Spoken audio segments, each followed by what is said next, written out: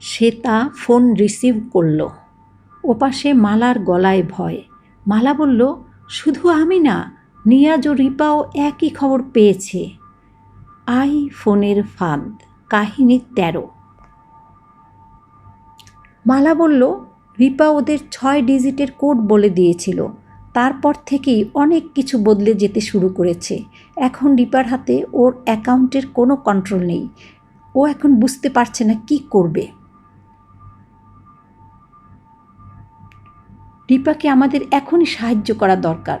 মিজান ভাইয়া বললেন, আমাদের একটি সঠিক সিদ্ধান্ত নিতে হবে। চলো আমরা সবাই মিলে কলেজের বকুলতলায় যাই।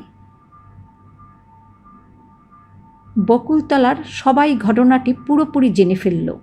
মিজান ভাইয়া আসলে ওদের কি ডিসিশন দেবেন জানতে হলে চোখ রাখুন পরের কাহিনীতে।